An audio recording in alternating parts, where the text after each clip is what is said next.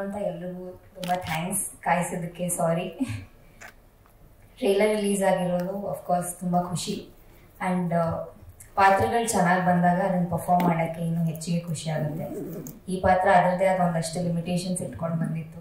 ಈ ಎಲ್ಲ ಪಾತ್ರಕ್ಕೂ ಹೇಳಿದಾಗೆ ಕಣ್ಣಲ್ಲೇ ಅಭಿನಯಿಸಬೇಕು ಅನ್ನೋ ರಿಕ್ವೈರ್ಮೆಂಟ್ ಜಾಸ್ತಿ, ಬಟ್ ಅದಷ್ಟೇ ಚಾಲೆಂಜಿಂಗ್ ಆಗಿತ್ತು. ಹೋಪ್ಫುಲಿ ಅದು ಅನ್ಕೊಂಡ ಹಾಗೆ ಬಂದಿದೆ. ನೀವೆಲ್ಲ ಸಿನಿಮಾ ನೋಡಿದ್ಮೇಲೆ ತಿಳಿಸಿ ಹೇಗೆ ಅನ್ನಿಸ್ತು ಅಂತ. ಆ್ಯಂಡ್ ಹೊಸಬಿರೋ ತಂಡ ಈ ಮಟ್ಟದ ಸ್ಕೇಲಲ್ಲಿ ಸಿನಿಮಾ ತಗೊಂಡು ಬರೋದು ಆಡಿಯನ್ಸ್ ಮುಂದೆ ತುಂಬ ಸಂತೋಷ ಆಗುತ್ತೆ. And Rakshit sir, thank you so much. ಎಲ್ಲ ನ್ಯೂ ಕಮರ್ಸ್ಗೆ ಈ ಒಂದು ಬಜೆಟಲ್ಲಿ ಸಿನಿಮಾ ಕೊಟ್ಟಿದ್ದಕ್ಕೆ ಸಾಕಷ್ಟು ಬ್ಯಾರಿಯರ್ಸ್ನ ಬ್ರೇಕ್ ಮಾಡಿ ಸಿನಿಮಾ ಅಂತ ಕೇಳ್ಕೊತೀನಿ. ಇನ್ನೂ ಸಾಕಷ್ಟು ನ್ಯೂ ಕಮರ್ಸು ಈ ಸಣ್ಣ ಬಡ್ಜೆಟೇ ಮಾಡಬೇಕು ಅನ್ನೋ ಲಿಮಿಟೇಷನ್ಸ್ ಇದೆ.